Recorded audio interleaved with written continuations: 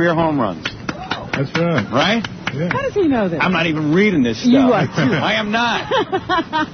He knows nothing about sports. 1,509 ribbies. Oh, stop it. Right? I know about it. No, this is like a video cassette. I know what I'm talking about. He's played in 12 World Series. Ooh. Let's see. What else can I think of? 25 career pinch hits. How many home runs in World Series? That's tough. I'd say about... It's a record. You should know that one. I'd say about 100. It's a lot of... 100. Well, get out of here. Well, that'd be a record that's hard to break. Mickey, I got to be honest with you. He's reading. I'm reading, and not only am I reading, I don't know jack about sports, but because, quite frankly, I was one of the most uncoordinated children ever. But I'm sort of getting into sports now. I play softball. That's good. Thank you. Hey, what do you got, a video cassette? Yeah, it's with... oh, look at this. Tom Severs and Gary Carter. Yeah, Tom Seaver, of course, hanging up the career. I thought it was pretty noble that he tried to make a comeback. He knew when he didn't have the stuff, so he stopped. That's cool, isn't it? Yeah. Yeah, you got to admire that. He could have went ahead and tried to play, make about $750,000 this rest of this year, you know? Yeah. Baseball Beyond the Basics. Play ball with Mickey Mantle. Now, is this designed for kids who are learning baseball? This is over the bases. We did one last year with Whitey Ford and Phil Rizzuto for, like, little leaguers. Yeah. This is more like, you know, for high school kids and coaches. And it's more advanced. It's a little more advanced than the last one, yes. I wonder if I could learn. Gary Carter and Tom Seaver are really good. They...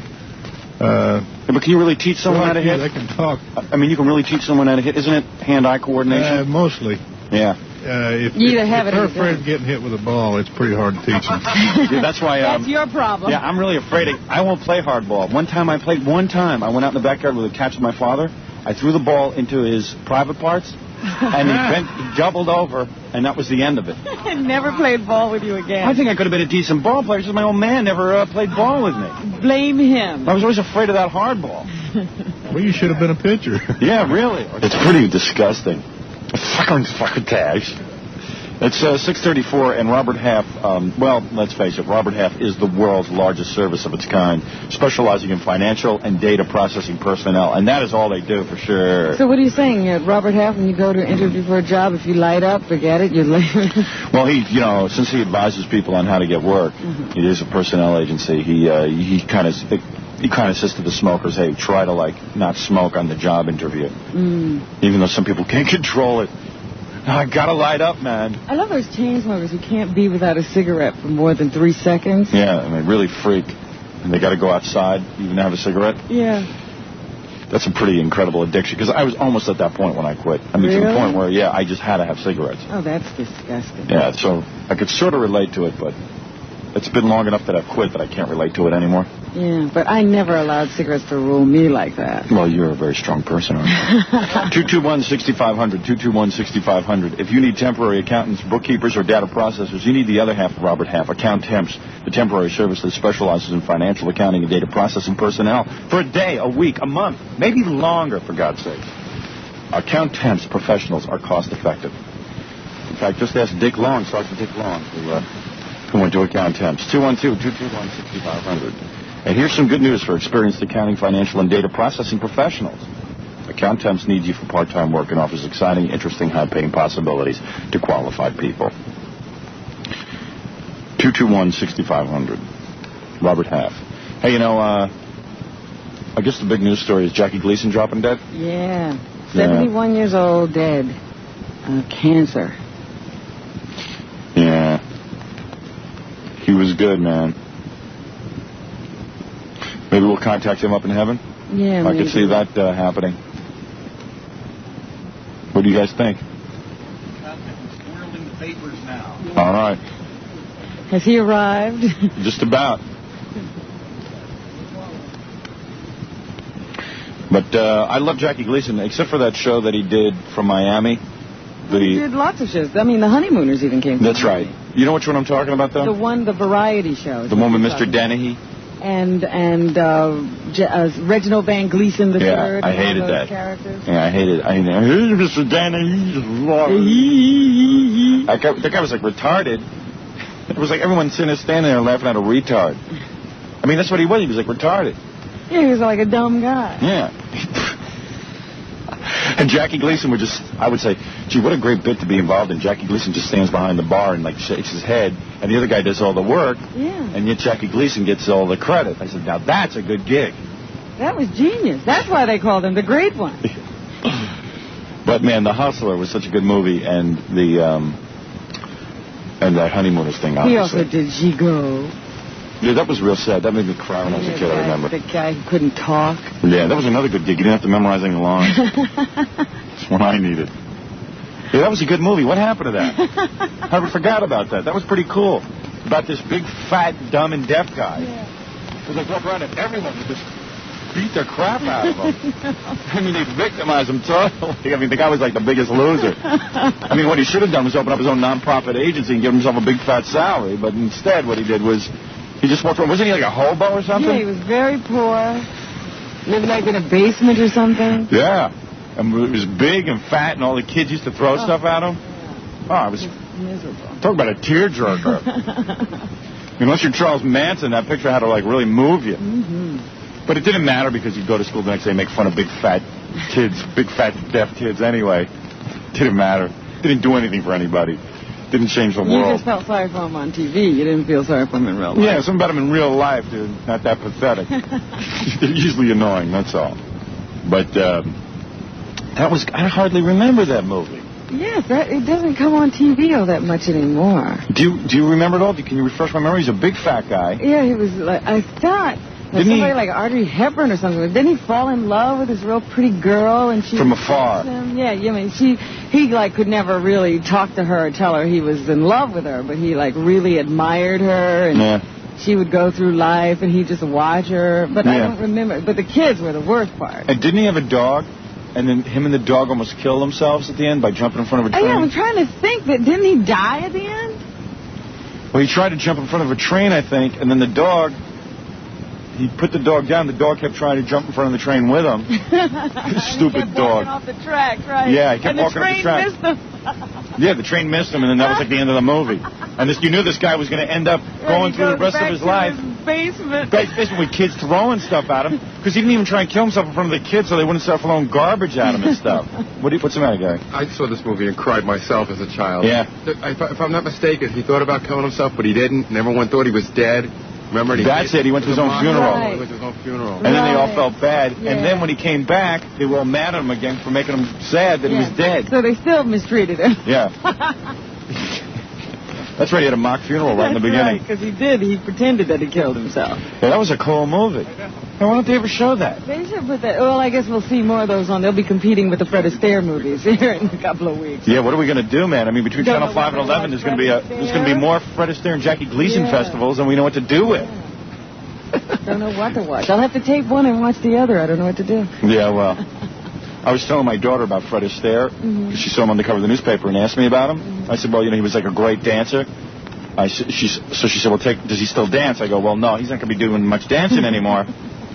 I didn't tell her he was dead. I just said he couldn't dance anymore. And then she said she wanted me to rent her some tapes so she could see him dance. Yeah? And I said, well, I'm not sitting in the room with you. I said, I can't stand dancing. She likes it. But I wouldn't play her that Gigio movie. Yeah, that was sad. What was his name? Gigio? Gigot. Gigot. Yeah. No wonder he was big and fat. He had a dumb name. Why couldn't his name be Andy? I mean, he was silent in French, because he was in French. That was a pretty cool Jackie Gleason movie. Yeah. And he had these, remember those expressions on his face? I mean, he had such an expressive face, Gigot. Yeah, the whole movie was him, like, having an expressive face. I mean, he didn't have to memorize any lines. That's the kind of movie I want to be in. All he did through the whole movie was raise his eyebrows. Yeah, I'm going to play a deaf and dumb guy in the movies. Every once in a while, I go, ladies and gentlemen, how it actually goes. Cindy Adams. I didn't realize we had a Cindy Adams home phone number. Suppose we wake them up. Screw him. I don't want to give Joey a heart attack with the,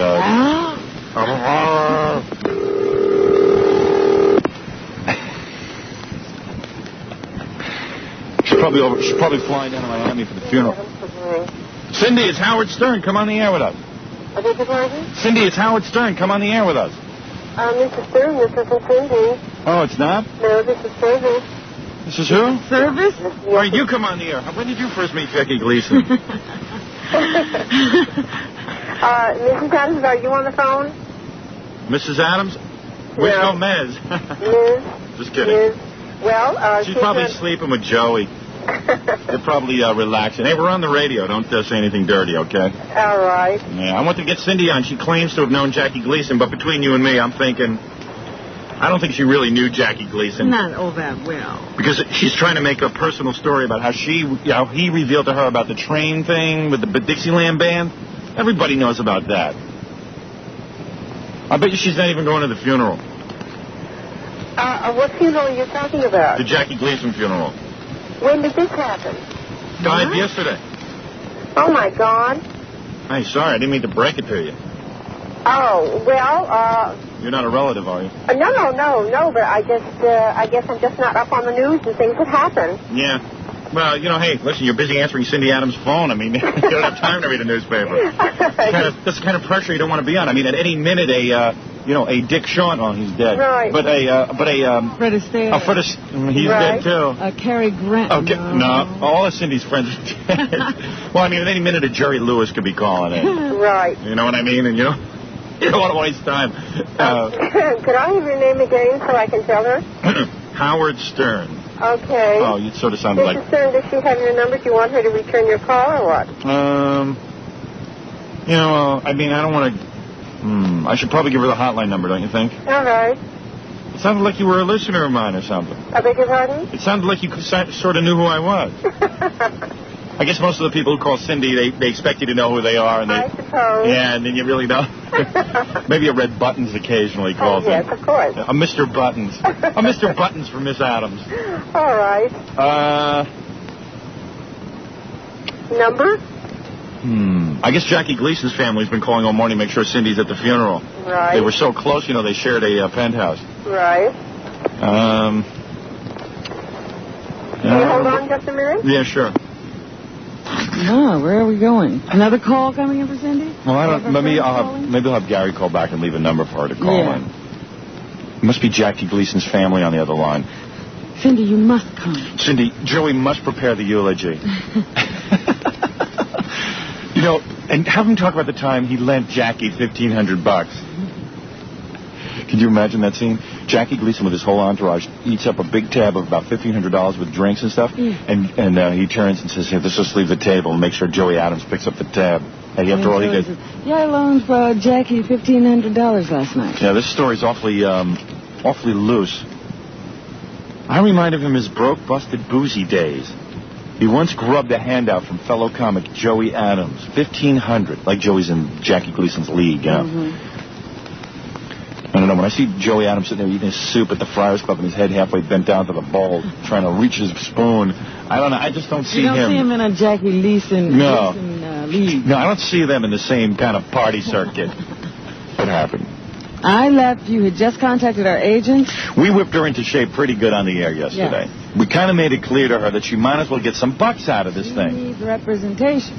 The only thing I can figure out is that because we have such like a nudnik reputation, she doesn't take us seriously. Yeah, and she doesn't realize, we're doing pretty good in show business, and we know what we're talking about. Yeah. Like, we weren't jerking her around when we said, "Hey, don't give Donahue this story." Evidently, what I wanted to do was tell Donahue to go screw himself. First of all, I think because of what we did on the air yesterday, Donahue behaved himself. Without a doubt. Yeah. I've never seen Donahue act like that. I mean, and even bringing up the same points that we brought up on the air. Yeah. And handling it just as I said, with that sympathy, that pseudo-sympathy in his voice. Yeah. Oh, yeah. Well, we helped her. There's no doubt about it. Oh, yeah. Because if Donahue had stepped out of line, that would have been it. She would have walked off. And you can tell, beforehand, they set up guidelines this time. Yes, I promised you that I wouldn't talk about such and such and so on. And then he talked about it and made her cry. Yeah. That's when I thought she'd get up and walk out. Because, she handled herself really well. Yes and no. Yes and no? Well, let me tell you my observations. But let me tell you what happened, okay? So, on the show, I said to Jessica Hahn, "Look, if you want my advice, you should get an agent." She keeps screaming about Barry Slotnick. Barry Slotnick's not going to do her any good. He's a criminal lawyer. Slotnick? Yeah, that's all she keeps screaming for. She wants Mr. Slotnick. Now, Mr. Slotnick is busy. Yeah, and Mr. Slotnick is going to charge you a fortune. And he's not into show business. I mean, you could make a claim that he is, but He's really not. But he's his own actor. He's not looking to represent any. He's doing his own promotion. What you need is a serious show business agent and lawyer. Yeah. So, Jessica Hahn tells me she's got all of these offers for her to tell her story sitting on her kitchen table. Yeah, contracts even. Millions of dollars worth of contracts. Literally. And I know she doesn't want to make any money off the thing. She's made that clear. But, hey, don't be foolish. You've been raped. And what happened on the Donahue show yesterday? Some big fat jackass stands up and goes, hey, man, you didn't seem to feel too guilty when you cashed in that money, those checks. Hey, man, that big fat jackass has never been raped. How does he know what it feels like? And he doesn't understand how humiliating it is, especially for a young girl who's like a churchgoer. She didn't even tell her parents. Yeah, well, it was pretty clear she was embarrassed by the whole thing, and she wasn't she wasn't a hooker like the media painted her to be. Mm-hmm. Okay, I'm buying the story, all right? So I'm saying, let Jessica Hahn make some dollars off it. Jessica Hahn's agreeing with me, and after the show, I go back to my office to call Jessica Hahn. She has the phone off the hook. Yeah. Because I called my agent, and my agent really doesn't take on a lot of clients. He rejects some of them, you know what I mean? And I called my agent, I discussed it with him. He says, yeah, for sure we can do something with her. At least she can get some advice. Yeah. He's willing to give her advice. And he's a real honest guy. He's a real reputable guy in the industry. I mean, a lot of people respect him. He hasn't screwed too many people over. Not enough for people to talk. Right. So when I was recommending him to Jessica Hahn, I just felt at least talk to him, right, before you go on Donahue. So I can't get through to Jessica Hahn yesterday. So what do? Jackie came up with a good idea. Well, first we were calling cab companies to get in touch with her, tell her to put her phone on the hook. This is a brilliant idea, by the way, if you ever need to get a message to someone. Did you hear about this? No, I was leaving as Jackie was on the phone, so I didn't know what he was doing. By 11:30 or 11 o'clock, Jackie goes, I got it. Let's send her flowers. And we'll send her a card and deliver the message. Absolutely. And how long does that take? Well, when I called up, I told him who I was. I said, I tell you what, here's $50. Don't even bother sending the flowers. Just send the card. And it got there within 20 minutes. Great. That's a good idea. It was a real good idea. Finally, Jackie, we have a reason for keeping you. Well, I'm still mad I had to spend $50. Why was I spending $50 to help Jessica Hahn is what I wanted to know. What is it, Gary? And we were dialing all over the place. I know. Those phones, it looked like a telethon in there. Yeah, it was nuts. Everybody, Dave was on one phone, you were on one phone, Jackie was on his knees on You know one how cool it would have been if Jessica turned down Donahue because of us? Oh, it would have been crazy. It would have been just nuts. Donahue would have gone through the roof. Well, quite frankly, we said off the air, we were talking to each other, and we said, I know this is driving those people nuts. Oh, yeah. That we're in contact with her, and we may have some influence on what she does today. And Donahue is a big load. I mean, this guy, he didn't even send like he sends a car and picks her up at noon for a 4 o'clock taping. I mean, you don't do that to a person. This is the thing. She's letting these people push her around. Yeah, so I called my agent, and he was like, I can't believe that this girl's going on Donahue. And I can't believe, because you know what Donahue would have paid to have her on? Instead, Donahue just got a ton of ratings. What is it, Dave? Jessica just called, and she'd like you to call her. Oh, okay. Yeah. Well, I want to find out what happened. Yeah, I mean, I had the whole thing orchestrated so beautifully, and I busted my ass on this. All right, so you sent the flowers, the message. You know what? The only thing I can figure out, I'll give you the whole story, but the only thing I can figure out why Jessica didn't take my advice is because in the back of her mind she's saying, wait a second, this guy's like a real goofy guy. No, I have another theory. Yeah. She wants to be on Donahue. Theory. No, not that she wants to be on Donahue. That she doesn't trust anyone. Yeah. She doesn't know this media, this industry. All these people are calling her. Everybody seems to want a piece of the pie. That's what I thought. She's probably saying, trust anybody. What's this guy's motivation? Yeah. And I don't blame her. She's a woman that's been through a lot. What's this guy's motivation? I swear to God, I had no other motivation than, number one, making sure Donahue didn't get away with murder. And number two, protecting her interests. What she deserved. Because I felt bad that she was a rape victim. One of my agents said to me, and the one who's a lawyer, said to me, the first thing he says, look, get in touch with her. Tell her to call me immediately, because one of the things she should not do is Donahue until everybody who wants to speak with her. Not even from a financial standpoint. Just who would be the best for him? And I saw Jessica and Donahue trying to explain that to the people in the audience, but they're such mutants that they don't understand what she's talking about. Oh, yeah, Jessica, you better tell your story. You're no good. It's like, hey, man, screw off. Okay, but let's not get into that. Well, we knew that was going to happen. Okay, You're yeah. putting yourself up to that Donahue audience. Everything I said was going to happen happened. When Donahue goes, I know I've agreed not to mention what happened in that room, and then he read the whole damn thing. Here's the transcript. That's when I expected you to walk out. I didn't know he was going to read that. In fact, I would have, I mean, he said he'd go through it. I didn't think he'd go through it. The man's a jerk. And notice he didn't break stride for a second while he had her crying. He was going, Oh, yeah, here we go. Now, here's the money shot. Here's the money shot, man. Let's go for it. And the director was right in there. Hey, my kudos to the director, by the way. Right in on Jessica's face. I mean, I was like, oh, cut the camera, too. Cut the camera, too. I'm calling the shots from my living room. I'm like, cut the camera, too, damn it. Because he stayed a little too long on Donahue for my taste. But anyway, because believe me, Jessica, I knew what was going to go on there. So anyway, I call my agent. The first thing he says to me is, just get in touch with her.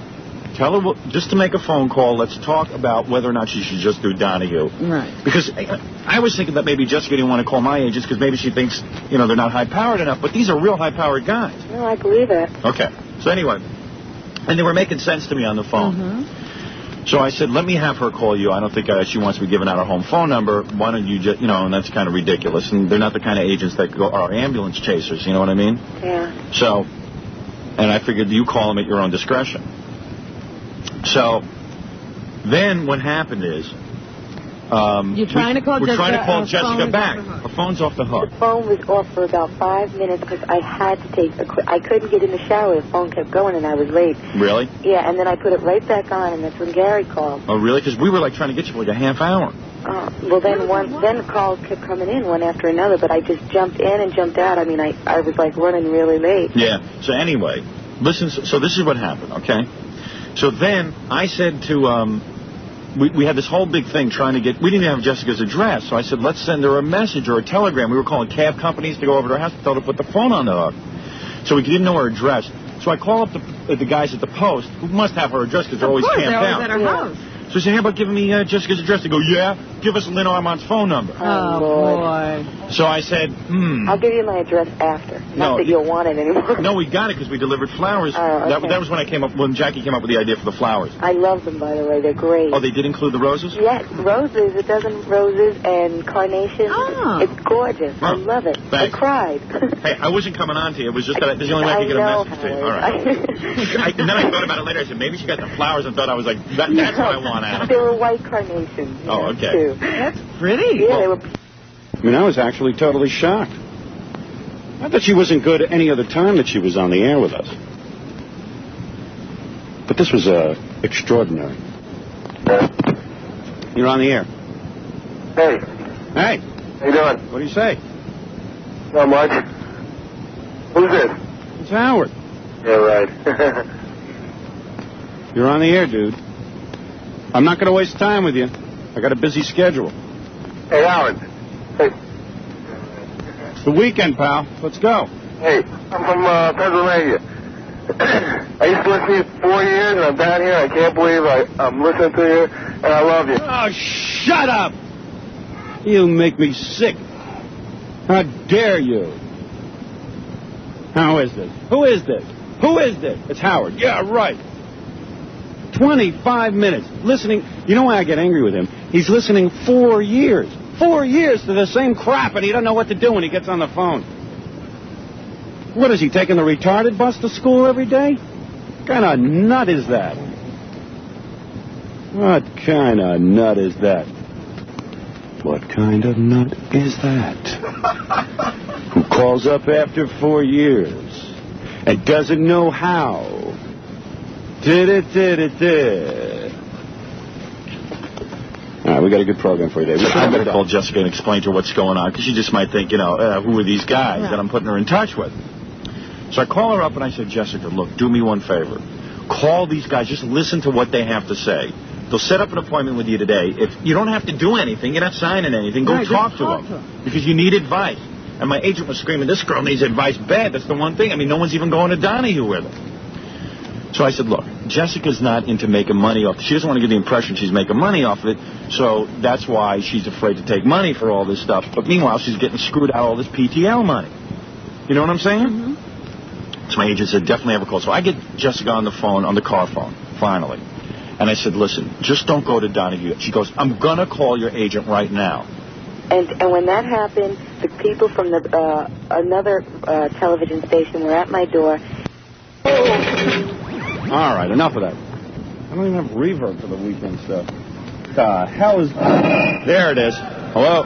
Ooh, the weekend, baby. We'll be back right after this.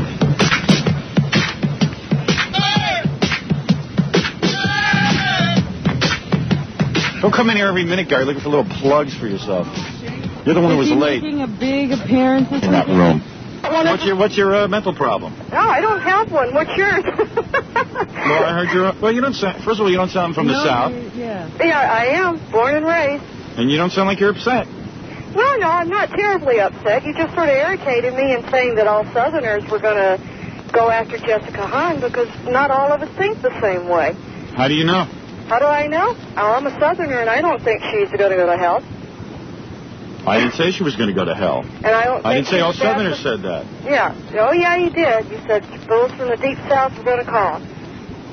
Well, that doesn't say all people from the Deep South are fools. We just said the fools would call. Just you and the fools are fools. Well, you don't have a beat. You know, Gary always does this to me. I know. See, she doesn't sound funny. Gary says she sounds hysterical. She's like totally irrational, and she's angry, and it's going to be like incredible radio. Oh, boy. Well, boy, you... Should I put on my Southern accent, honey? Well, no, you sound like you've got quite a cute body, like you put out for me, and you sound very beautiful, and I'm not going to sit here and argue with you, honey. Okay, well, I just wanted to say, hey... Wait a minute, what? When she called yesterday, she had more of a draw on. I didn't sit there and make her cry. To go after Donahue. You were using... I am not. I'm using... Yeah, you are. If it wasn't Donahue, I'd use her against Oprah. She shouldn't be getting used by those people. She should get paid. Shouldn't. But you're sitting there going, getting after Donahue. The whole deal is not to be using her to go after Donahue. That's a byproduct. Donahue is just as bad as everyone else. Yeah, I'll go with that. So then what is your problem? Why shouldn't I go after Donahue? Donahue just totally raped that girl yesterday, figuratively. I didn't get to watch it. I had to be at work. Well, then why comment on things that you don't know what you're talking about? You know, imbeciles like you, know-nothings, who stick their nose into half a story, don't know what they're doing. How dare you? I'm doing something nice for this girl. You just keep your mouth shut. Hey, what? I'm being nice to you. I'm not cussing. No, I'm sick of you. At you. Don't call me an imbecile. You are an imbecile. No, I'm not. Then what is your beef with me? How dare you say I victimize this girl? Whenever I do something nice, people say I victimize somebody. No, it's just the way that you're doing it. Yeah, what did you do for her? What are you going to do for her? What are you going to do? Hook her up with your agent? I don't have an agent. I don't have an agent to hook her up with. You got a problem? She doesn't seem to be victimized by me. I haven't talked to her about her story. I haven't tried to get it out of her for free. I don't want to hear her story. I know that she's been hurt. I think she needs to have some be help. Quiet. Sit there and listen to the radio. Don't call up so much. And don't say you're going to be funny if you're not. And don't put on a southern accent and then all of a sudden make it disappear. I hate you. I don't like you. Person. No, I don't like you. I don't like waking up to your voice. Well, I don't especially like waking up to your voice, but I do listen to you. And you're probably lousy in bed. Oh, dear. Oh, you're getting vicious, aren't you? How many men have you slept with? Do you have to bring it down to How many men have you slept with, huh? So there, you see? I can't even hear half of what you're saying. I said, how many men have you slept with? That's none of your business. Huh? I think it is. How many women have you slept with? Very few. 15? You know what you call 15 small now? Yeah, for most 15 men. to 20? Yeah. And I was married at 20, Yeah, 20 what, huh? How long? Get out of here, Robin. You're going to say 15 to 20 women and I was married at 23 is a little bit of women? You were seeing double half the time. No, I wasn't. I say 15 to 20. I don't know. We'd have to check names. I swear to God. Will they Ask me how many women I satisfied. I could say 2, but... How come you can't figure it between 15 and 20? You can't give me a specific figure? How can I remember all those faces? All right, I'll give you a specific So many women in so little time, eh? Sure there are. So how can he go to school? Oh, you can be in the same room with a class as women. Oh, he can? I guess so. I mean, I was Don't you have to separate them? Another woman in the Don't class. the women have to sit up in the balcony of the classroom while he studies? Right, I gave the class behind a curtain. I hope you told him to come up with some kind of wacky air name like Cousin Moishe.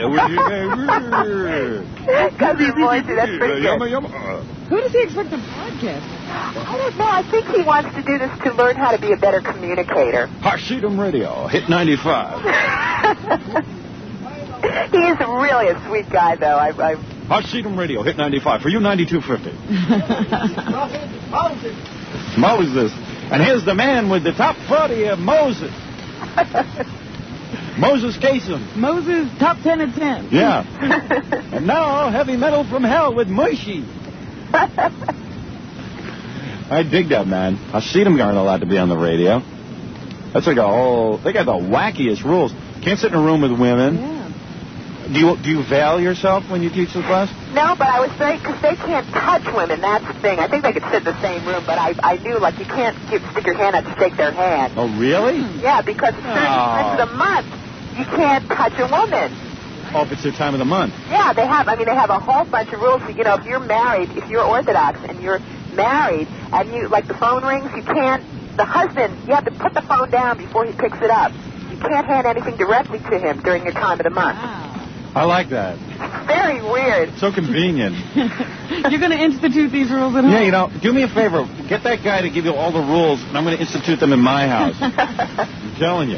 You ever think that maybe he just didn't want to touch you, Susan? Because of that cod smell? I mean, do you ever think of that? I don't think so. Oh, I can't shake your hand. Why? Because you're a Hasidim? No, because you smell like cod. Oh, please. Hey, that's a nice, sir. I thought we were talking about Snapple and how wonderful it was, Howard. Yeah, I can't believe you got a Hasidim going to that. I can't believe that school's still open. How many students do you have? Oh, man, it's going great. Oh. Classes are, like, filling up. It's great. I love it. Actually... Decent traffic. I'm telling you. I can't, you know, by the way, in my kooky religion, I can't touch a woman during her time. What is your religion? I just, I'm just saying my sexual practices. Yes. What, you can't touch a woman when? During her time. And that means what? Why do you do that? Well, just because who wants to touch a woman is disgusting. Yeah. That's why I do it. I have no, no thing from God handed down to me. It's just I just don't do it. It's common sense. That's my religion. But these Hasidim, they just have the guts to tell their wives they don't want to touch them, so they say, oh, it's written in the Bible. Go take Shut a up. bath. Go take a bath. I'll call it a mikvah, all right? Go take a nice long bath. 2-3 days. Well, I don't see how the bath could be all that great, because there's a bunch of women in the same tub together. Oh, is that right? Really? I'd like to get one of them on the show and let them tell us all their wacky rules. Do me a favor, see if we can compile a list from that guy. Okay. Since he's sort of into the show and maybe wouldn't be too offended by doing something like that. Okay. That would be kind of nice. Yeah, they got it. I've got the notches to prove it. I'm not going to ask where the notches are. But you, I don't think you're getting off easy here, sweetheart. You got some nerve telling me that I victimized Jessica Hine. You have no right to say that. It's a free country. You got a right to say what you say over here, and I got a right to my opinion. You have nothing to support You have nothing to support it. Why? How did I victimize her? Because I had her on the air? No, not by having her on the air. It was just I kept thinking, why doesn't he let her off the phone, let her get in touch with his agent? Because she doesn't do it. She needs advice. She's confused. Talk her into it. She is not show business savvy. Why can't you have her? Why can't you give her advice off the air? I'm much too busy off the air. I have appointments. This is where we live, lady. Yeah, but I kept sitting there going, Donahue's ratings went up yesterday, but yours had to go up yesterday morning and this morning. My ratings are already through the roof. I don't need Jessica Hahn to get ratings. I mentioned, I say the word pork twice, I got a 6 share. Okay? I don't need Jessica. I don't have to live off of Jessica Hahn like Donahue does. He's dying, that guy. Yeah, well, yes. His past history. His producers are lazy. You know why? He's got this loyalty thing to them. They're all screwing off, getting the same crap guests. Instead of firing the whole lot of them. Here's what happened. Yeah. You hit the nail on the head. We were having a little conversation off the air a little while ago. And we were talking about how inventive Oprah Winfrey's producers and segment producers are coming up with these guests she has on a regular basis. Yeah. Donahue started this format, but because he was the only one around, they didn't have to do very much. Yeah, every once in a while they just find a prostitute, or they get the chip and dale. I'll show you how stupid Donahue is, and you have to laugh when I bring this up. Not only is the man an idiot in terms of holding on to his people, he gives them a boat ride every year. He actually hires a boat and gives them a bonus for being so bad. Past and present employees. Yeah. That guy needs help from me, too. I swear to God, half of show business needs help from me. Because nobody's got their head screwed on straight. Well, I'll go with that. If you look at most anything. You know, what's Gandhi doing? All he wants is attention with that dieting stuff and all those enemas.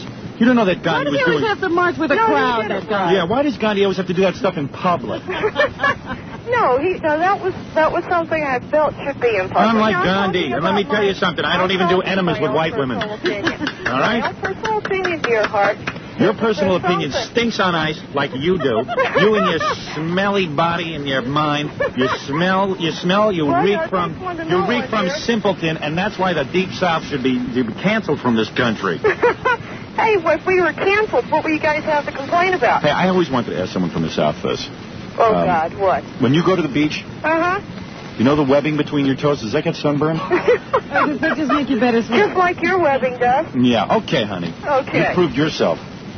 You proved that you don't know a thing about show business, and you should keep your mouth shut. Hey, I don't talk about accounting to you, or whatever it is you do.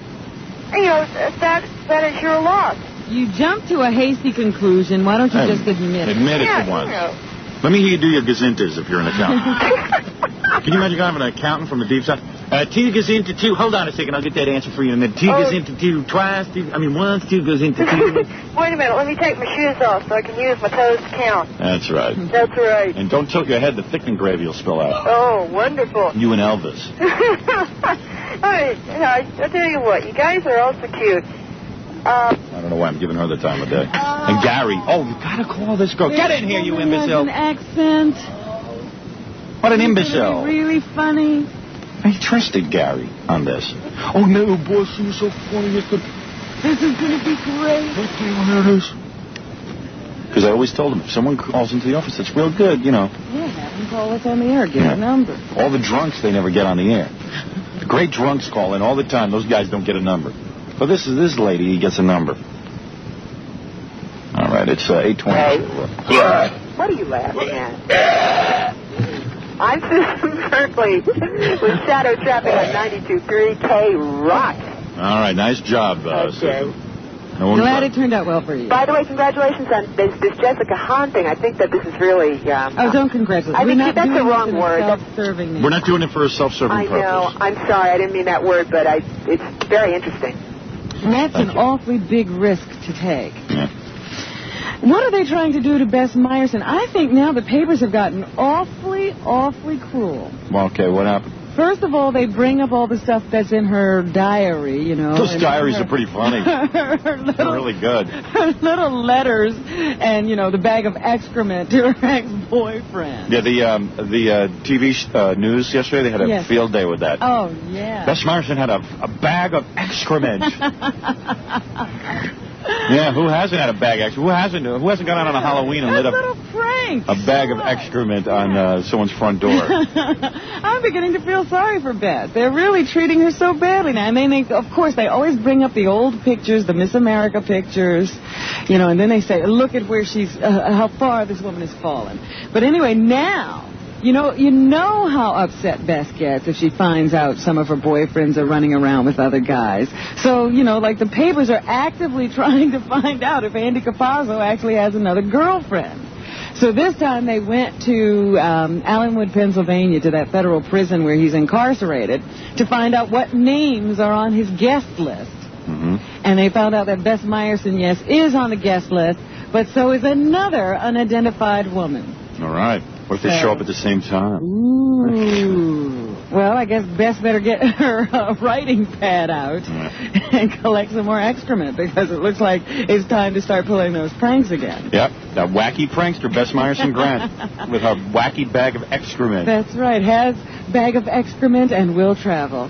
Bess Meyerson Grant. It is 8:39. We're going to take another break. When we come back, we'll find out about the con whose mouth has been declared a deadly weapon. Sammy-Con? No. Chaka? Chaka? No, it's not. Any of those cons. There's a story about him getting in a fetal position after he had raped her.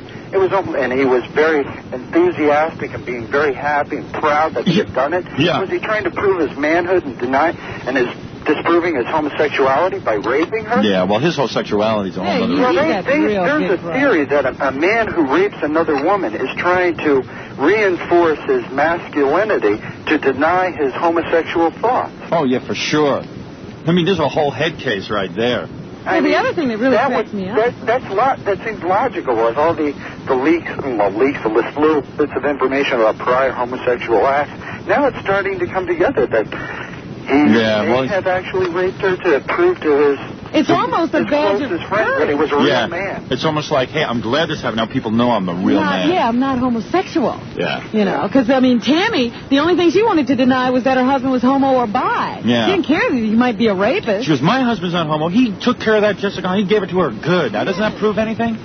It's ludicrous. But meanwhile, he gang banged with the Reverend Fletcher. Right? Didn't he? Right. That's the allegation. So, I mean, that's almost like two guys being together. You know, he goes first and the other guy goes. It's almost like... It's like a team water sport. You know? Yeah, exactly. One coaching the other on. Go, go, go. You know, it's just ludicrous. And the whole... you know, you're unbelievable. Let me just say something about you, if I may. You are incredibly knowledgeable. You a rapist or a homosexual? I'm a homosexual. Oh, you are? Yeah. Are you? Yeah. That was interesting. Oh, no wonder. I mean, the way you're talking about homosexuality here. You probably have pegged Jim Baker. I knew for sure you were a bone smuggler. I knew right away you were a Schwartz smoker. Oh, come on. I knew it in 2 seconds. I want to congratulate you also on the information that you're passing out about AIDS. I think it's very helpful. Thank you. To young individuals. I mean, the things you do. You are the air, first gay guy. Even though it's slanted toward the comic side of now that these gay guys can't use their mouths anymore, they're busy yapping all the time. That's all they do is talk. Let me just say something. You are the first gay man who ever called up and thanked me for that. Let me tell you something. These other shows are all full of crap. They don't know what to... Justice. You're doing a service. You're a bright guy. You know that? I'd like to be on Dial-A-Date. Just don't get carried away. Yeah, we haven't done a gay Dial-A-Date in a long time. You want a man, huh? I don't know if I should... Oh, my husband's at work right now. Your husband. No. Yeah, Well, do you want to be on Dial-A-Date? Oh, yeah. Well, you can only be with one guy, huh? Yeah. Poor thing. What happened when you used to go to a bar? You used to have like 900 guys pulling your pants down at once? What? Did you have a guys' night out? No. Yeah, no. Bars. How upset are you now that with this AIDS thing? You guys were having I'm not upset. You were having some time in your life.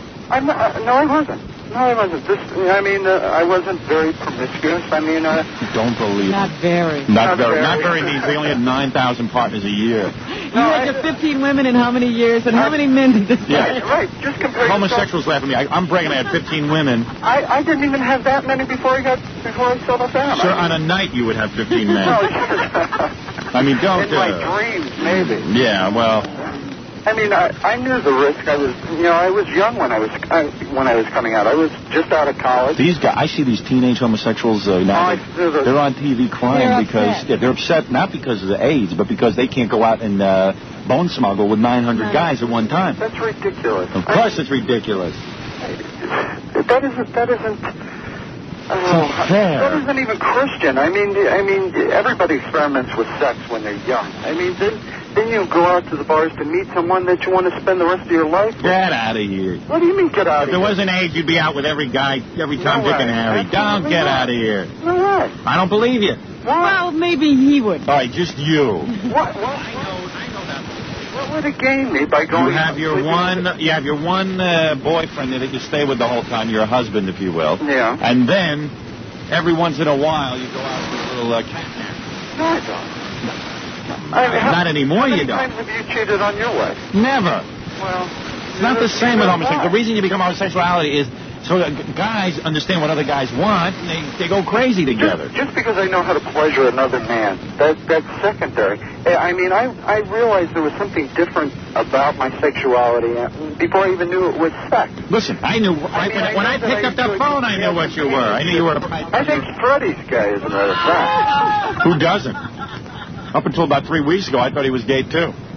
How did it start with gay guy? Very well. Very well. He's now sleeping with a woman.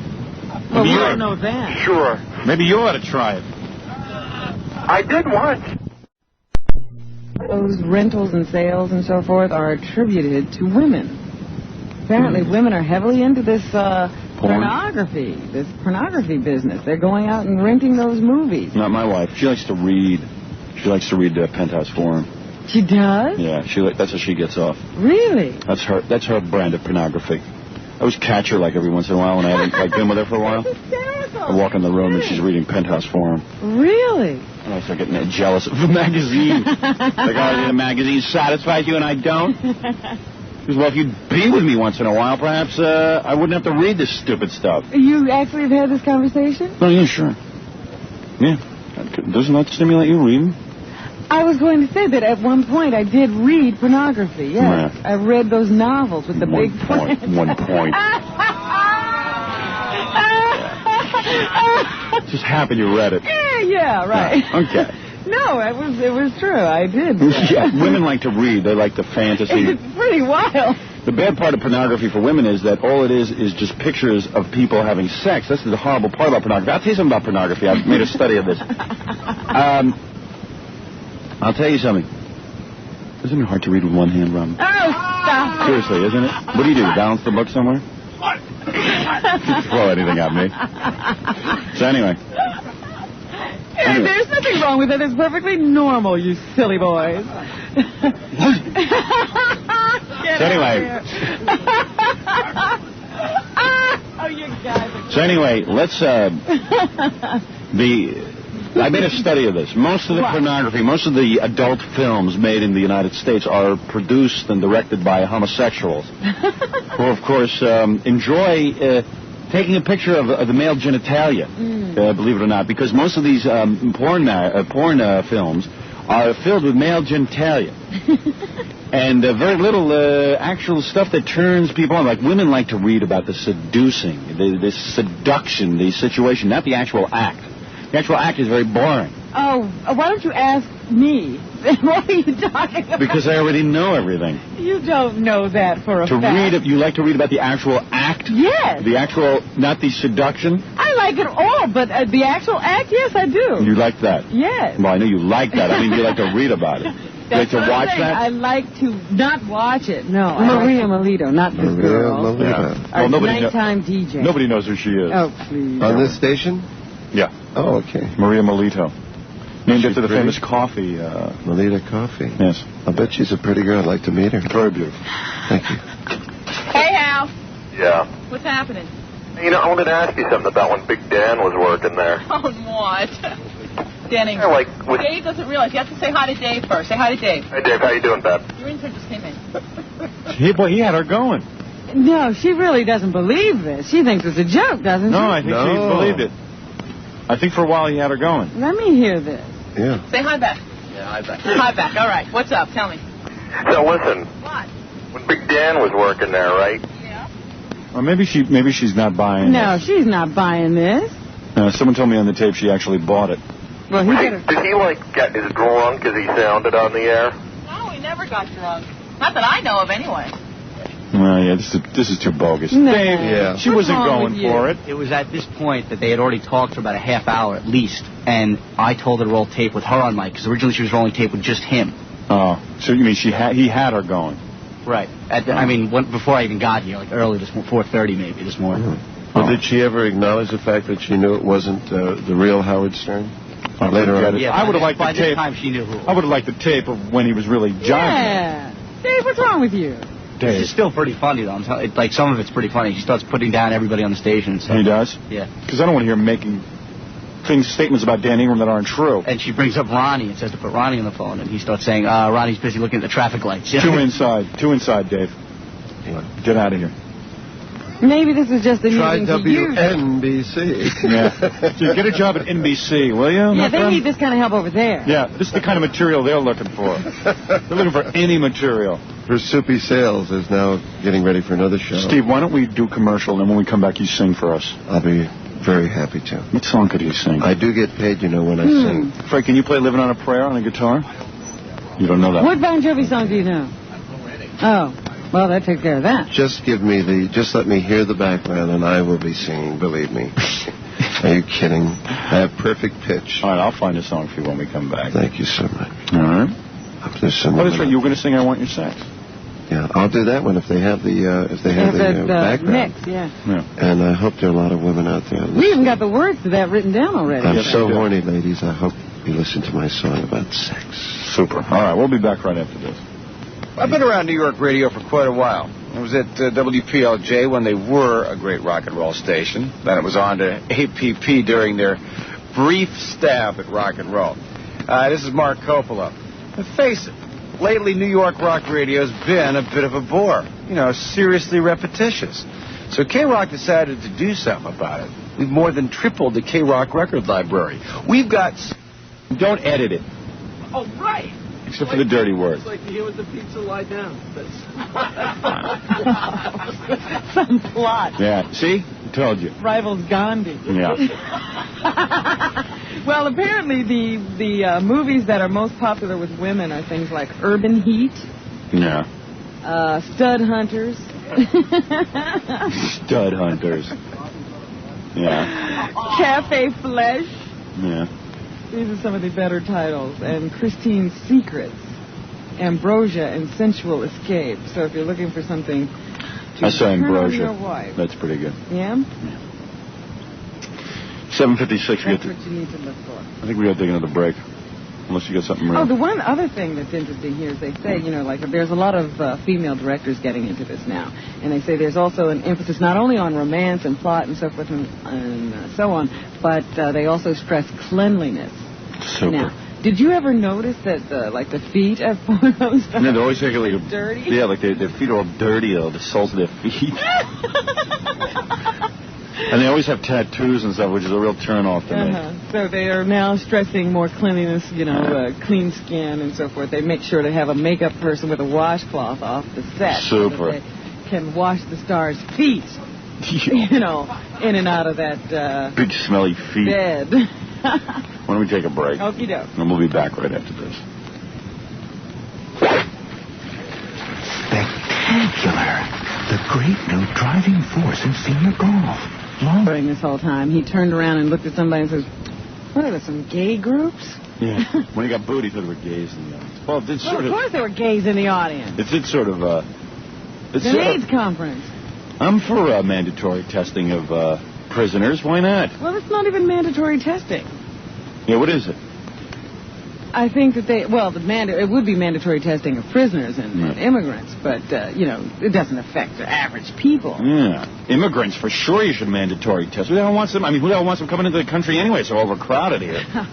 It's not overcrowded. It's overcrowded in New York. Yeah, well, let them go somewhere like Arkansas. There, they could find plenty of room. Yeah, exactly. I mean, what the hell is this? I mean, and what's with immigrants anyway? What are they, like, they land in New York and then they just stay here? I mean, don't they know we have a whole other country? I mean, why do they just stay here? Why can't they go live somewhere else?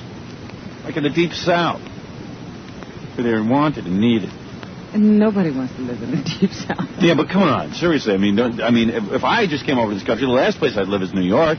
It's so difficult to get it done. Hello, you're on the air. Howard. Yeah. Your transmission is breaking up. You can barely hear the newscast now. You're kidding. Good guitar, yes. Now it's better. Oh, you're on the air. Yeah? Hey, turn off your radio. Yeah. Turn off your radio, idiot. Okay, it's off. What's the matter with you? You know better. You're a bright guy. So we were breaking up, huh? Yeah, your transmission is better now, but it was breaking. What is it, Gary? Oh. What? Hello? Hi, Howard. It's Susan. Oh. We thought it was Patty Smythe. See, Gary, you know more ways to disappoint us. Why? Because we're waiting for a call from Patty Smythe, and then it's you on the phone. Oh, well, I just haven't talked to you in a long time. I've been in the traffic. Westbound 280 in New Jersey with a 3-car accident. Kingston Avenue, only one place is open. The upper deck of the 9th Bridge. Airline, New Jersey, southbound 208 5 miles, Ride Avenue. Southbound Taconic, heavier than normal to Underhill Avenue, 1.5 of volume. Inbound Holland, Lincoln, George, 30-minute wait. Alternate side in effect today. I'm Susan Berkeley with Shadow Traffic.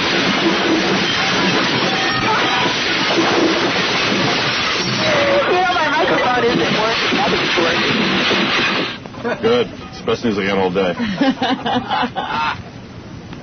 Well, that was fun. Hello? Well, we must have lost our transmission. Well, anyway, it is 10:06. Oh, no, it isn't. It's 8:07. I'm looking at this clock. How come they can't set the clock for me? Is that too difficult? You see, they always consider me to be the complainer around here because I don't tolerate not having a clock. But they always blame me for that, and then they all say I complain. But I don't complain. You just want things right. Just feel that, John Gambling's put their entire career around giving the time and the weather, and one thing we should have is the time. You know? How come I'm hearing voices? I don't know. The workers are outside the door. No, the workers are outside the door? Yeah. Oh. So anyway, but I'm not complaining. I like working here. You know what it is, boss? We just need, you need to give another day and have a little bit more understanding. And then if by Thursday they don't have it together, but they just need a little time. There's a lot going on. Get out of here. You are such a moron. That's your attitude with everything. I can't sit here anymore. Oh, his breath? Gary, you can't breathe into Robin's face when you talk. She's making that up, She's not. These cigarettes, I'm getting a, That's not his cigarettes, it's his caps. He doesn't know how to brush his teeth properly. No, you don't know. There's dust coming off here. I'm about to start coughing. I'm trying. It's like the arid desert over here. No, Gary, you really do have bad breath. We were talking about this. Jackie and I were talking about this on the weekend. Yeah, I know. We were sitting by... exactly what I was thinking about, that debate you were having. That's cigarettes. I want to know why. We were sitting by the pool, and Jackie goes, I think Gary's bad breath is his cigarettes. And I go, Jackie, absolutely. Jackie's like a real nice guy, and he's blaming it on Gary's cigarettes. I said, I'm going to tell you exactly what's wrong with Gary. Wait, caps? How could caps give you bad breath? When you have caps, right? Food, believe it or not.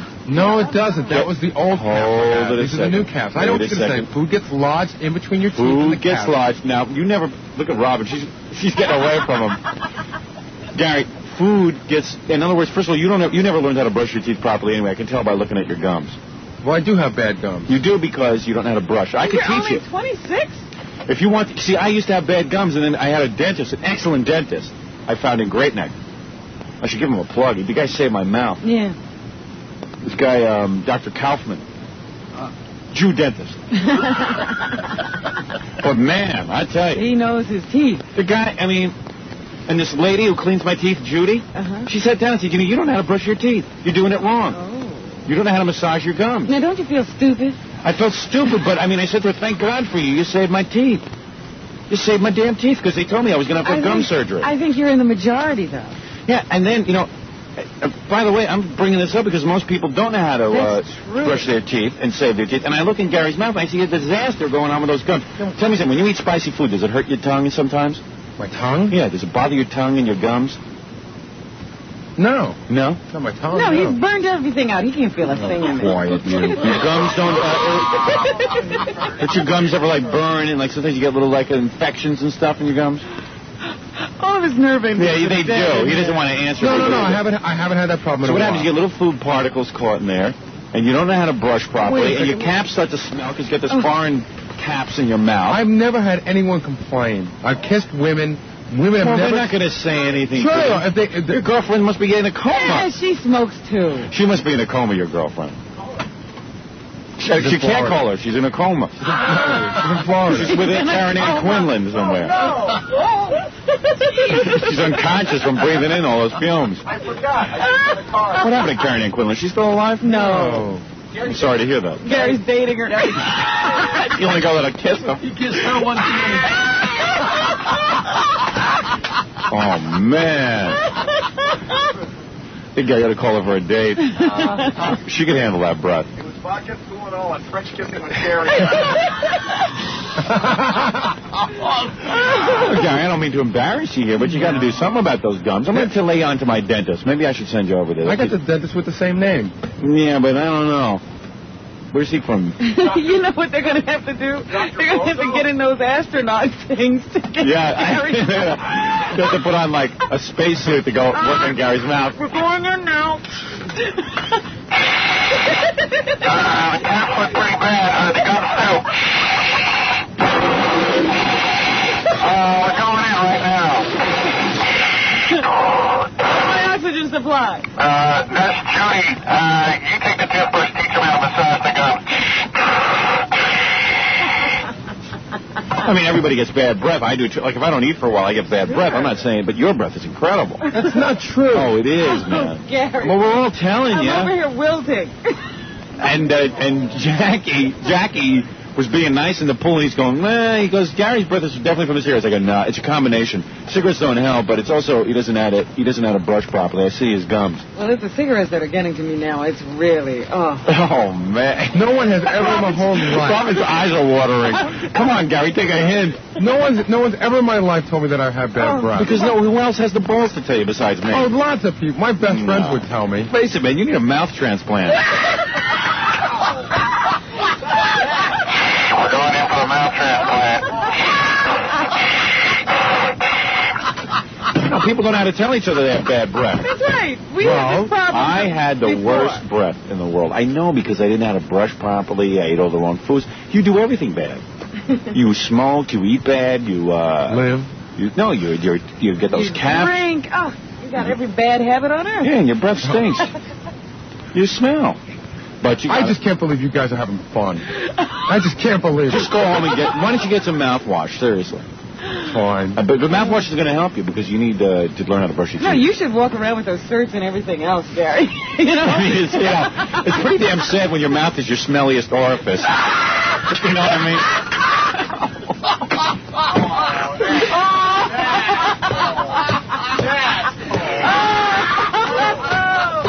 No wonder they didn't hire you at MTV.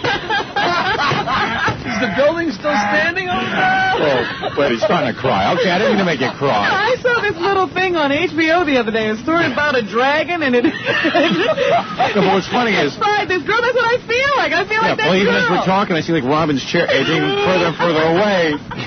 The heat is killing me. Go. Don't move next to Jackie. Just stay in your own little place. No, you got to go back. And I'm gonna make you an appointment with my dentist, Dr. Kaufman. We're gonna get to work on you. I don't like dentists. I know you don't. That's your problem. And Scared of them. they got a lady there, this nurse, who like teaches you how to massage your gums and stuff. And in 2 weeks, your breath is gonna start smelling good. It smells good now. Oh, yeah. To you, it does. Go like this. Cup your hands over. Oh, no, you'll knock your mouth. I know other people's breath that you can smell, and I know when I put my Isn't it sad how the guy with the smelly breath is the last one to know? It smells good and bad is what it smells. Listen, I'll tell you something. Yeah, sure, everybody smells. Why do you think I cut my armpit hair? I get this. The ointment was being absorbed by my armpits. What do you think I did? No, but I'm telling you. I'm telling you, your bad breath is famous. In fact, I know it's famous. In fact, you know what I'm going to do? No, I'm going to make a dental appointment for you under a fake name. I don't even want the dentist to come. You don't want to scare the dentist. I'm going to say like Ralph. I'm not saying your breath is not the worst breath in the world. But it's close. No, it's not even close. I've smelled. Yeah, right. Okay. I smell Turkish That's as bad as better the bad stuff, right? No. The one that we know. No. Okay. No. But today with the cigarettes, It's pretty lethal. Really, it was getting. You must have just smoked the cigarette. And then when we have guests in here, Gary comes over to their microphone to use their microphone, and I see them wilting. Oh, yeah, right. Joe Walsh couldn't stand my breath. Yeah, Joe Walsh laughs at your breath. Right. Joe Walsh laughs at your breath. Following The Late Show, Stern has taped 5 squeaky clean pilots. Who said that? Fox's New York station, WNYW, says Garth Ancier. Garth said that? Mm-hmm. Well, that's okay. You know, because we had a lot to prove that we could work clean on television. You can't get on the air and say, Dick. Fox will pick up the program if Stern is attractive to a broader audience. Ooh. Well, why am I always being tested? How come they don't do that with Tracy Ullman? Why is Tracy Ullman just put on the network? If Stern is acceptable, how are they going to know if I'm acceptable to a broader audience? I guess they're going to show it to people. Oh, really? I guess that's what they mean. They're going to test it. Let me see that article. I read you everything that was there. Yeah, but I don't think I absorbed it all. Is the USA ready for New York radio banned by Howard Stern? Fox Broadcasting may have Stern recently warned by the FCC. Now, why does USA Today always have to say I'm recently warned by the FCC? That's more than off already. Why do you always have to bring that up? Maybe can't you say the brilliant comedian who uses gutter language? Can't you say that? No, can't you say the very wonderful Howard Stern? The very funny and talented Howard Stern? You mean 10 years in this business and the best thing I've done has been warned by the FCC to cool it? I'm warned by the FCC to cool it on it ever. That's why when I go on TV, I got to be cleaner than Johnny Carson because everyone's looking at me. Yeah. Me, I have a couple of bikini girls on. Everyone's thinking it's blued. Everyone else has bikini girls on. Stern has taped 5 Squeaky clean pilots for Fox's New York station, WNYW. Yeah, as you go on, you get dirtier. You don't get dirty right away. You work into it. You start out dirty, and everyone expects it. It says Garth Ansier, programming senior vice president. Fox will pick up the program. Pick up the program. Like, they're sitting there with 9 million empty hours. They can't pick up my program? They got nothing to run on that stupid network. They're running around trying to figure out where to get more programming. And I produce 5 brilliant programs, I must say. I must say. Jay Leno, who did a special for NBC in a bomb, he gets to host the Tonight Show. Jay's already proven that he's better in the nightclubs. And I love Jay. But what is all of this argumentation going on here? I mean, seriously. I mean, why not just run it? If Stern can prove that he's attractive to a broader audience. How the hell do I prove that? I told you what they'll do. They take him out to Los Angeles and they'll show him to focus groups. Oh, Jesus. Well, we should do well there. I hope. You know, the people in Los Angeles, they really understand this. Want to get in touch with? I get in touch with. I don't think we want to talk to her this morning. What did you say? You've gotten in touch with the wrong mother. I think, Howard, that you're really hitting the bottom of the barrel with... With what? A show devoted to Gary's breath. Listen, Mom. I think that you really have hit a low. And Gary is so devoted and so sweet and so wonderful. I've been near Gary, and I've never smelled anything like what you're talking about. How near were you? Very unfair of you, Hal. Listen, let me tell you something, Ma. We work with the guy every day. I know you work with him, and he is wonderful. And he is wonderful. You are absolutely right again. And we said that. We love him. Oh, you love him. And this is the way you show your love? We are so in love with him. Anybody said this to you, Howard, you would hit the ceiling. Ma, it smells like a Treat sewer. others, you would like to be treated. That's it. And you have such a wonderful staff. You know, I forgot to thank everybody Saturday. So wonderful and so sweet. They were so lovely. And they think the world of you. This is why I can't make a move. move. You have to be very careful how you treat the people that work with you. Oh, my God.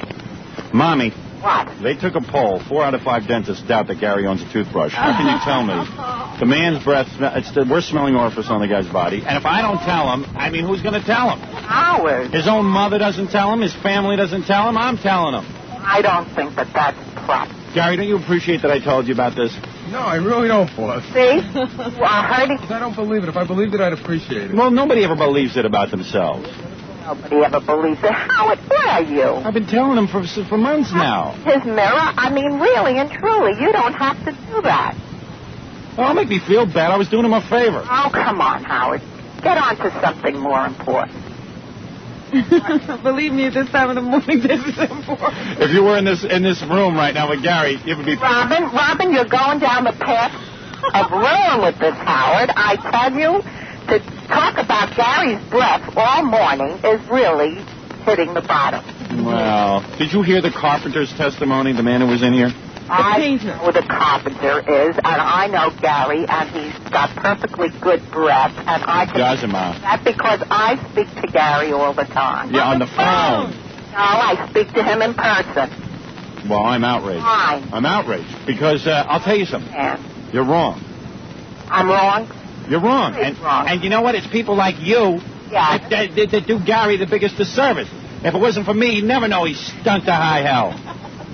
Howard. What? Are you cutting me off again? No, I have... I am going to hang up on you. Mother, I have a problem with this telephone. God believe me. Tell me that. Even your listeners say to me, there's no problem with the telephone. When you talk... Listen to me. When you talk and I don't hold down the button, your voice gets cut off if anybody even, like... Just hold the button. Hold the button? Just hold the button. I'm holding it. Okay. And so I just wanted to say... But she gets mad when I hold the button. She doesn't understand that that's what cuts off that's what cuts off your interference. Howard, do whatever you have to do, but just don't cut me off. I am not cutting... Oh, you are... So, you don't understand anything technical. And then I try to help you out so we don't lose your voice when we're... You had to hold the button. All I said, I gave you the solution. Hold the button. Yeah, but then you get mad at me. You think I'm cutting you off. Well, don't do that. But that's why holding the button. I want to... Could somebody kill me? Fred, come here. Can you help? Anybody's good. You're going to kill me. That's right. You're my personal property. Thank you. Now listen, Mom. What? If Gary was asleep, and Stevie Wonder walked by, he'd put a quarter in Gary's nose and relieve himself. Because... How can you do this to Gary? He loves you. He's so devoted to you. I'm doing it out of love. I'm going to turn him on to my dentist. They're going to teach him how to brush up. As love. He doesn't see it as love. I think you better check. Well, all I'm going to tell you right now, Mother, is people like you who are cowards. No. And you don't tell people they smell. You are so nice, and they love you so much. You've never had a friend that smells? No. You've never had that? No, I never had that. Well, I have a friend that smells. No. You don't have a friend that smells, because I happen to know this friend. And I think that's a dreadful thing to say. And don't even call his mother. How do you think you're going to make his mother feel to discuss... Because his mother should have told him already. His breath can knock you senseless. You tell his mother how wonderful he is. Just remember that. Listen to this tape of Robin after Gary breathed right in her face. Listen to this. How would you... Saturday night, how lovely they've been to you. Let me tell you something, Gary. I happen to love the way you work on this show. It has nothing to do with your breath. And I happen to love everyone who works on this show. Yes. And I happen to love the hard work that, of course, everyone gives me, except for Fred, of course. Fred is your oldest friend. I know him from Washington, for goodness sake. Yeah, well, Fred's just lazy. Sometimes he perks up. Sometimes he perks up. I'm kidding with you, of course. It's okay. Now he's jumping ship. He's going over to the other side. Oh, come on, Fred. I was kidding with you. What? These are people that are doing their very best for you. Well, that's true. You know that, Howard. This is your step. Thank them all properly Saturday night. No, he didn't. I did. Hey, don't say that. Jackie, what did I say? Are you cutting me off again? I have to cut you off. I'm not saying anything over you. Believe me, I swear to God. I'm going to call Imus up. Call him up. Good, call him up. Yeah. He needs the help. He needs the guilt. Guilt? He'd hang right up on you. I give you guilt? I give you guilt? What do you think? I don't think I give you guilt. I want to get an earring and you're going to tell me you're not going to talk to me? That's not nice. The earring again? That's the one thing I ask of you, not to get an earring? Oh, that's the one thing you ask of me. I'm 33 years old. I'll do what I damn well please. You'll do what I tell you to do. See, that's the kind of stuff that makes me mad. Let me see why I'm so... Because I'm looking out for your best interest. You're not doing anything. I really am. And you know that, Howard, and you're going to listen. Robin, let me ask you something. You know that girder that fell from that building? Why did that hit me in the head yesterday? Oh, stop, Howard. Oh, Howard. What did you say, Mommy? You are some actor, I tell you.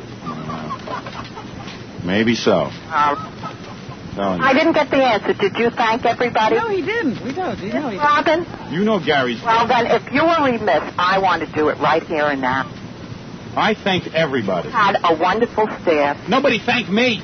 I didn't hear anybody come up to me and say, yeah. Well, wait a minute. Thank you. What did I say to you before you left? Well, we both complimented each other. Accolades, you know, you get the Howard Stern show. Well, I deserve it. You deserve some of it, but your staff certainly deserves a lot. Gary, get me a cab to the Port Authority and clear the fourth floor. I got to jump off. He's ripping off his clothes. I'm ripping off my clothes. I'm jumping off. Howard, don't get so emotional. Come on, Gary's breath is horrible. Why do you think I wanted a bigger office? Just so I didn't have to breathe that in. Howard, you're going to continue in this vein? I told you it's very uncreative. Really. And, you know, I don't tell you things unless I mean them. What is this? Every day now you call in with this? No, not every day. Yeah. I won't call again if that's the way you want it. I like when you call in. Just calm down. All right. So then do as I say. I don't that Gary deserves this. You want to hear Gary breathe? Listen to this, Mom. Gary is a good sport today. He is. He knows I'm only joking. He's very I want to sweet. tell Gary one thing. If anybody ever did this to you, woe be to them, let me tell you. And if you called, and if they called me and said something like that, I would really rip them down. Now, don't you dare call his mother and say these things about Gary to her. Let me say something to the management of this company. When my mother is talking, now here is a woman who talks clearly and speaks well into the phone. Does anyone besides me who works for this company hear that every minute we lose her voice? That her voice gets knocked down 3 decibels if anybody even breathes in the room? When is this going to be fixed? Oh, Howard, they hear me. Everybody hears me. I meet all your fans. They know every single word I've said. Your voice gets knocked down. You don't hear it, Mom. Howard, please, stop complaining. I know I complained yesterday. Boy, was I throwing my weight around. Didn't do any good. They didn't switch my office. On an ego trip, yes. Oh, yes, I am. Because I waited my whole life to be on an ego trip. Oh, come on. Everybody should go on an ego trip at least once. Yeah, I'm entitled. Making $5-6 million for this company? How dare they? Sure, Howard, you had it once. That's it now. All right, Howard. Take care. I gotta go. We won't have any more fun today. Yeah, you ruined my fun. Leave me alone. You are such a nice person. That's not fun for you. I know you too well. See, Robin, while you laugh, my mother's voice goes like in and out. But no one wants to fix that. Nobody thinks that's a major concern. Well, this show pays all the bills. Ha ha. That's the funny thing about it all. All right. If you were positive about it, they would fix it. But when how many times can I say it until I'm nice? And they only act on it when I scream and yell. That's not true. You try to be a nice guy, but you can't. Oh, you can't. Why? The squeaky wheel gets the oil. You damn right. Believe me, my mother knows that too. So, Howard, remember what I said. What did you say? I forgot. You'll remember what I say. I don't know. I'm in a coma from Gary's breath. I don't remember what you said. What? What? All right, Howard. I know you'll do the right. Oh, don't call me Houch on the air. It's embarrassing. What should I call you? Call me Howard. Howard? Yes. All right, Howard. I'll talk to you soon. I love you. I love you, too. I love my mom. I'm not like you, Robin. Oh, stop it. I love your mommy, too. He can share his mommy with everybody. I'll tell you, I'm going to say something to my mother right now. All right. Mommy? Yes? I'm going to leave Gary's breath alone. Okay. But I won't thank Fred for the TV show. I'm sorry. I'll only go so far. I'll thank him. And you thank him. I'll thank him. I'm not thanking him. I thank them all because I know what a great job they did. Each and every one. Well, except Fred. All right. Fred, too. All right. All right, Mommy. All right. Talk to you soon. I love you. Bye-bye. Bye-bye. I only go so far. Oh, is she a pain in the neck? But, you laugh. But this was my whole life growing up. Constant lecturing and constant what's wrong. I have such an incredible super ego. I mean, an incredible super ego that, like, whatever I do, I'm talking about, like, from picking up a piece of bread, like, put a piece of toast in my mouth. There's, like, voices in my head. That woman's voice is in my head over and over and over again. I am not kidding when I tell you this. I am completely out of my mind. If I tell you I'm out of my mind, I'm out of my mind. From her. She's a lovely woman, and she tried real hard raising me, but I tell you, it's a little too much. I need a little breathing space. A little bit of breathing space. That's all. I hear that voice over. Don't win. Don't do that.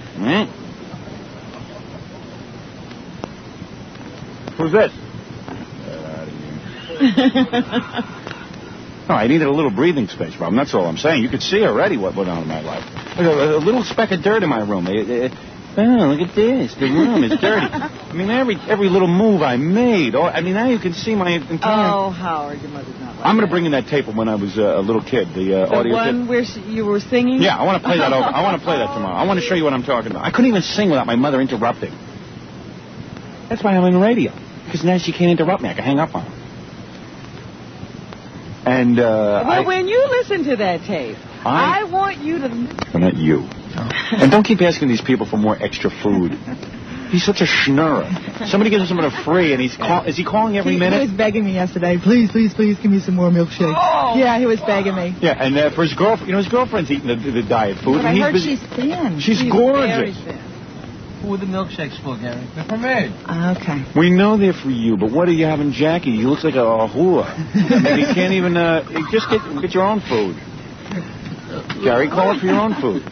Milkshake. Free milkshakes. Pay these people a few dollars and get you some milkshakes. You're making $53,000 a year. I forgot. But wait, what if the milkshakes are helping his breath? Would you leave him alone about his breath? It's not that bad. I'm not talking about that anymore. Yeah, me neither. My mother ruined that. Talk about Fred. But anyway. Oh, lazy Fred. Oh, lazy Fred over in the corner. All right, I tell you what. Let me give you the number. 718-896-4200. 718-896-4200. In fact, I'll save 25% on Nutrisystem services right now if you call. Right. That's a special gift I arranged for you people. And it's fabulous. It's a very easy program, except for one person. He's having a little trouble. Because you know why? He's undisciplined. He's a comedian. A losing Star Search comedian, but nevertheless a comedian. I want to thank you for dropping by. Thanks for having me. And by next week, how many more pounds will Jack get lost? He owes me 4 from this week. And so that'll be an additional 4 for also the next week, so he has 8 pounds. I'd be really happy if he hit me with 5 or 6. I mean, he will if he stuck to the program. Well, I got him some pâtés, too. These are brand new.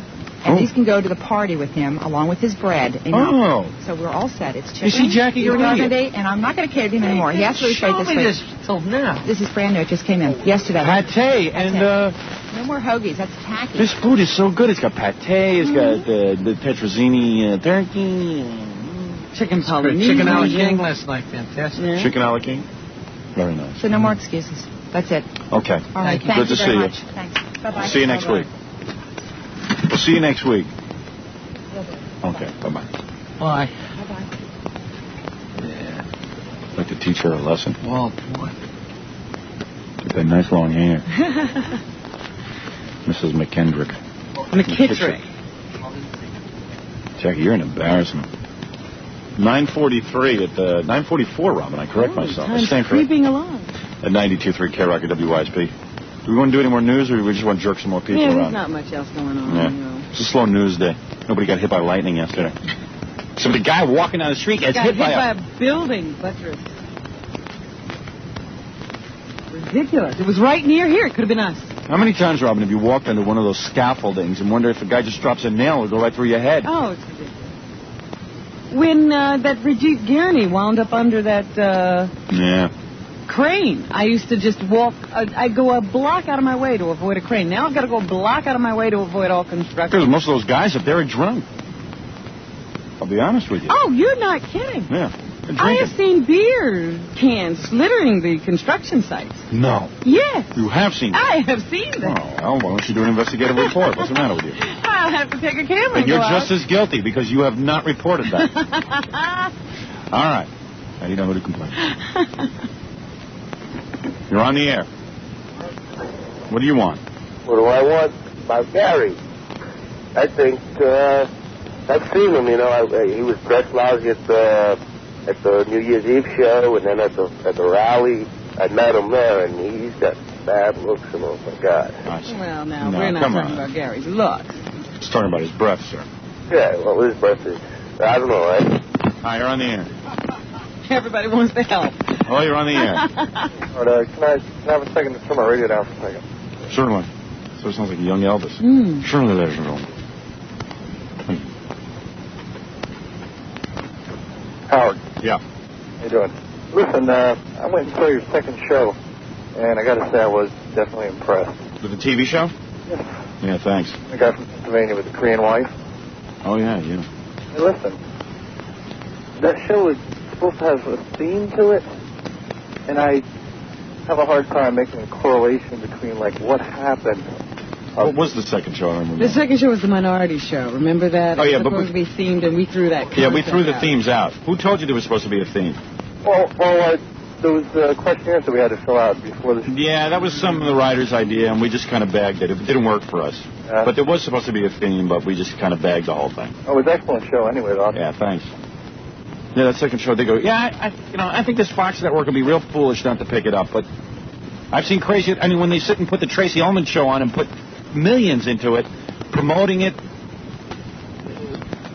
and, and I think their new shows are pretty good. It's just that I can't imagine why they turned down a piece of programming they have in the can, but we'll see. And I think it's a pretty cool program, but not everybody understands us, and when they view it, it could happen that a couple of the executives there might not be hip to it. In fact, one of the writers made a good point to me. One of the writers on our TV show, Mason, said to me, it might be just too hip for those guys. I'm talking about the guys who, That's a very good possibility. Who make the decisions. Because it does look a little different. Well, that's what I said would be our excuse. Oh, it's something I'm sure they won't pass up. Yeah, that'll be our excuse. It's a movement. You've got like a cult following up in the Poconos. Okay, hey, thanks for the call. All right. All right, bye-bye. For Christmas, we should do some commercials and then call Meg. All right. All right, and wrap that up. We get the madam in here and jerk her around a little bit. And that'll be a show. And that'll be a show, right? Gary's breath, jerking Madam and Meg around, and then we'll be done. Not a bad way to make a living, jerking people around. We'll jerk Pat around tomorrow. You're going to have to do something tomorrow. It seems that Fred has a personal interest in jerking around Pat. Yeah. Weird show how things have changed. All of a sudden, Robin's wearing 2 watches, and Fred's has a social life, and Jackie's skinny. But Gary, that's a constant. Yeah. Gary's breath. Anyway, why don't we take a break, and we'll come right back, and then we'll jerk some people around. Hi, this is the boss. You need to lease a car? Well, the Feo Auto Leasing is the only name you'll ever need to know. That's why I wrote this song. The Feo of Jersey City has every make and model of car, even the BMW 325. So call the Feo Auto Leasing at 201-432-5100. DeFeo Auto Leasing prides itself in fast, courteous service. No need to waste endless hours waiting for service. Just drop your car off or use one of theirs. Then come back the same day and pick up yours at DeFeo, 943 Community Avenue, Jersey City, New Jersey, because you were born to lease a car. Born to lease a car. With any long-term lease, 1 year or more, you receive an Emerson 13-inch color TV. If you're born to lease a car. Don't miss call. Spot! So we kept getting them more and more out of hand. So at some point, I guess on his last show, Ray told him that he was going to raise the guy Soupy worked with. Ray told him he was going to stay at NBC and perhaps take over the midday show once Soupy left. Mm-hmm. And Soupy went bananas because Soupy felt that you're supposed to have some kind of loyalty to me. And why should this guy Ray have any loyalty to Soupy? Well, Soupy was such a good person to work with. Yeah. This guy Ray's got 2 kids at home. He's got a wife. He's got no job prospects. Why shouldn't he take a job with NBC? Definitely. So he took the job.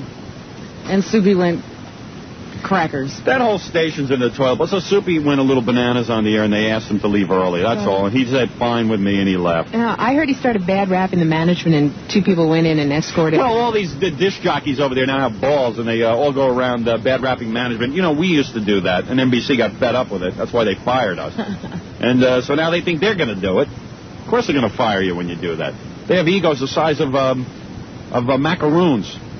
No. They have egos the size of Yankee Stadium. Thanks. That's better. Yeah. Macaroons. Bad metaphor. Macaroons are little. That's something else you have. I was thinking macaroon was like a big cookie, you know, but it didn't work. Little cookies, it didn't little work. Cookies. Yeah. Anyway. Yeah.